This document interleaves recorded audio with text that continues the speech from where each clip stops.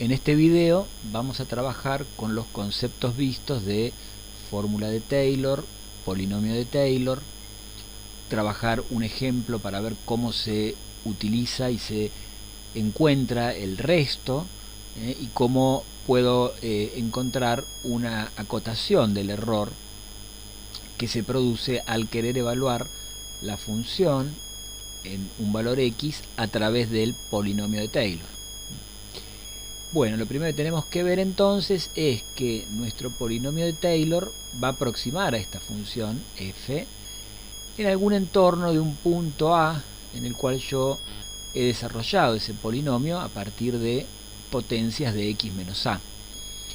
Esta información está sintetizada en esta expresión que tenemos acá, donde acá me dice que el polinomio de Taylor es de grado n, está desarrollado en potencias de x menos a, o sea, me dice cuál es el punto que estoy tomando como referencia, y está asociado a la función f. La diferencia entre la función y el polinomio es lo que se llama el resto de Taylor o término complementario. Aquí lo ponemos R sub n, que es como aparece en la mayoría de la bibliografía, porque refiere este n a que este resto está asociado a un polinomio de grado n. En algunos libros, no obstante, van a ver que aparece como R sub n más 1.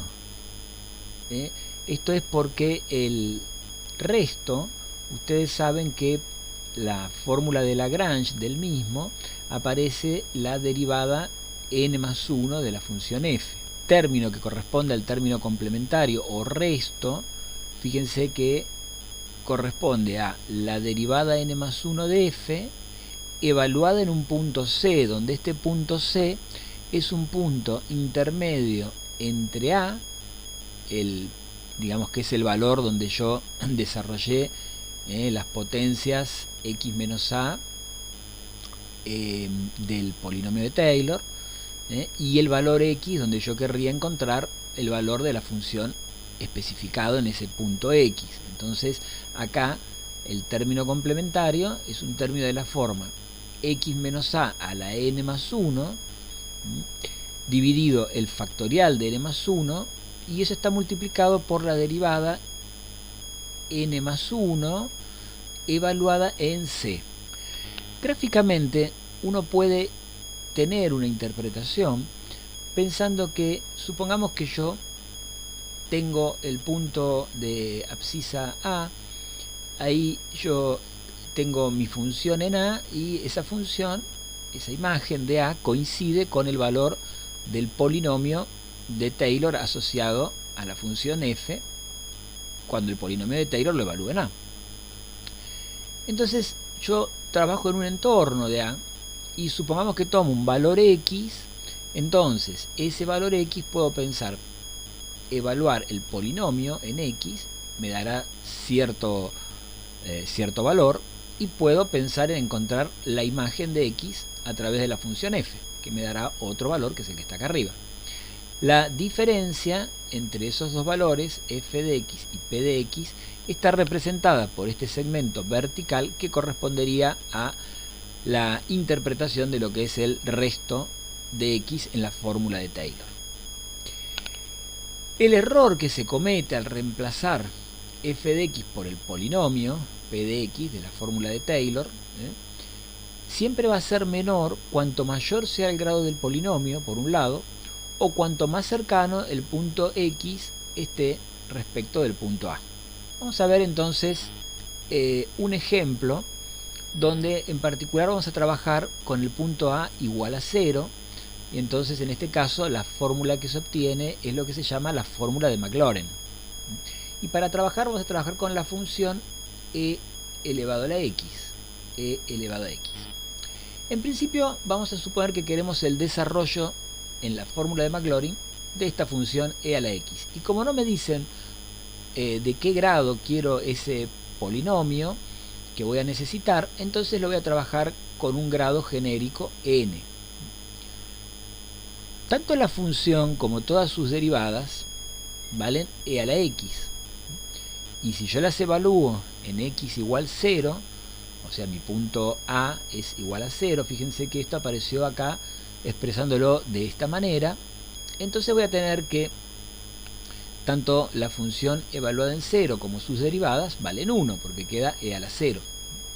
Entonces utilizo la formulita que habíamos visto, y entonces tengo que mi función, que es e a la x, es igual a el polinomio, en este caso de Maclaurin, porque dijimos que lo estamos desarrollando para a igual a 0, y ese polinomio, ¿cómo estábamos? ¿Cómo se construía? Bueno, el primer término es el de la función evaluada en 0, dijimos que es 1.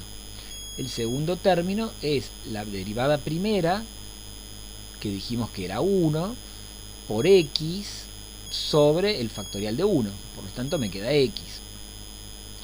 Fíjense que cada potencia de x menos a, como a vale 0, simplemente va a quedar x elevado a su respectivo exponente.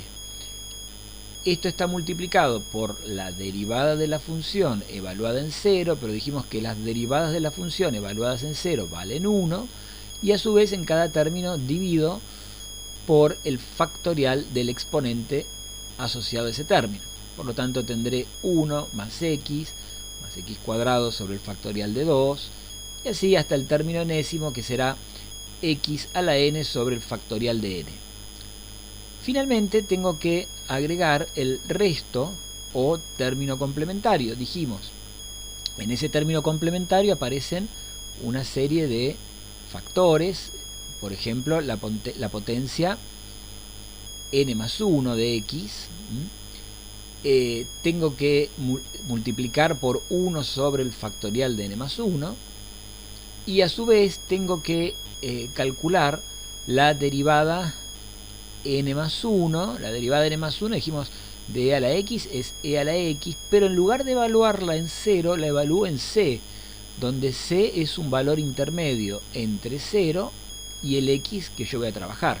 O sea que este último término corresponde al término complementario. Sintéticamente podría escribirlo en este formato. Escribir como una sumatoria lo que sería el desarrollo de Maclaurin, y luego sumar el término complementario. Acuérdense entonces cómo es un poco la expresión de este desarrollo, porque lo vamos a trabajar ahora con un ejemplo numérico. Vamos a hacer este ejercicio entonces, que dice que vamos a utilizar esa expresión que habíamos encontrado, acá la volví a copiar, para calcular la raíz cuadrada de con una exactitud de 3 decimales, dice.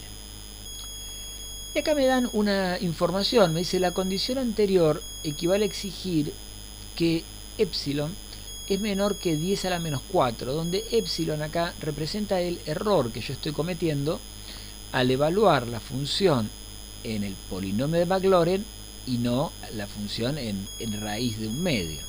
Sabemos entonces que ese error de truncamiento equivale a pensar en el módulo del término complementario, que ese me piden que sea menor que 10 a la menos 4. Entonces para eso yo tengo que pensar y tratar de encontrar hasta qué n tendré que desarrollar mi polinomio, cuál debe ser el grado del desarrollo para que se pueda cumplir esta condición que está acá. Entonces veamos un poquito cómo vamos a hacer esto. Tenemos nuestra fórmula de Maclaurin, en este caso, el polinomio de Maclaurin más el término complementario. Como queremos calcular la raíz cuadrada de e, y esto es equivalente a poner e a la 1/2, por lo tanto quiere decir que x va a ser igual a 1/2. Y entonces, si trabajo con el término complementario, lo que me está diciendo es que esta x que aparecía acá es igual a 1/2. Entonces mi término complementario será e elevado a la c, donde c es un valor intermedio entre 0 y 1/2. Todo eso sobre el factorial de n más 1 por 1/2 a la n más 1. Bien, pensemos un poquito entonces ahora en lo que tengo acá de información sobre el valor de c, que aparece en el término complementario. Como c está entre 0 y 1/2, y e a la x es una función creciente, entonces puedo utilizar estos valores como exponentes de e a la x y se va a mantener una cadena de desigualdades donde quedará e a la 0, que es 1, será menor que e a la c y menor que e a la 1/2. A su vez, esos tres valores son menores que 3. Entonces puedo pensar que en particular e a la c, que es un factor que aparece en el resto de Taylor, es menor que 3. Y entonces eso me va a permitir acotar ese error, ya que entonces puedo pensar que 3 es una cota superior de e a la c. Entonces vamos a trabajar con el valor absoluto del resto. Tengo mi resto, lo escribo en valor absoluto, y yo sé que e a la c es menor que 3. Por lo tanto, el valor absoluto del resto será menor que 3 sobre el factorial de n más 1 por 1/2 a la n más 1, que es como escribir 1 sobre 2 a la n más 1. Y como me pedían esta exactitud de 3 decimales y me decían que eso equivalía a exigir que este módulo sea menor que 10 a la menos 4, entonces impongo esa condición de que esta acotación que pusimos tiene que ser menor que 10 a la menos 4. ¿Para qué quiero hacer esto? Para encontrar entonces el valor de n que satisfaga la desigualdad. Entonces veamos un poquito qué es lo que pasa. Supongamos que yo tomo a n igual a 1. Reemplazo en mi expresión n por 1, me va a quedar en el denominador un 2 que multiplica 2 a la 1 más 1, o sea, un 2 por 4, el denominador queda 8, quedó 3 octavos. 3 octavos no es menor que 10 a la menos 4. Sigo entonces tomando valores de n, ahora tomo con 2, fijo que el resultado me queda mayor que 10 a la menos 4, y así hasta obtener el primer valor que sea menor que 10 a la menos 4. ¿Qué quiere decir que sea menor? Que cuando yo tome ese valor de n, en este caso n igual a 5, y reemplace en mi término complementario, entonces me quedaría 5 más 1, 6, dijimos factorial de 6, por 2 a la 6. Cuando hago esa cuenta, ahí me queda 0,0000065, con lo cual acá fíjense que tenemos que esto es menor de 10 a la menos 4. Esto es, fíjense, décimo, centésimo, milésimo, 10 milésimo, 6,5 100 milésimos. 6,5 100 milésimos es menor que un 10 milésimo. Entonces con n igual a 5 yo ya tengo que mi resto, y por lo tanto el error que yo cometa al calcular esta raíz cuadrada de e usando el polinomio de Maclaurin va a ser menor que un 10 milésimo. Bien, entonces, ¿qué es lo que hago? Desarrollo hasta el quinto grado, hasta n igual 5, utilizando mi polinomio de Maclaurin. Lo que voy a hacer, fíjense, e a la 1/2, entonces será, vamos a buscar la expresión genérica, la tenemos por acá, ¿qué es lo que hago? Reemplazo x por 1/2 y trabajo con los primeros 6 términos, o sea, hasta el término que correspondería x a la quinta sobre el factorial de 5. Lo que hago es evaluar ese polinomio para x igual 1/2. Hago todas esas cuentas y estas cuentas me llevan a un resultado que me asegura de que tengo una exactitud de 3 decimales. Incluso podrían llegar a ser 4.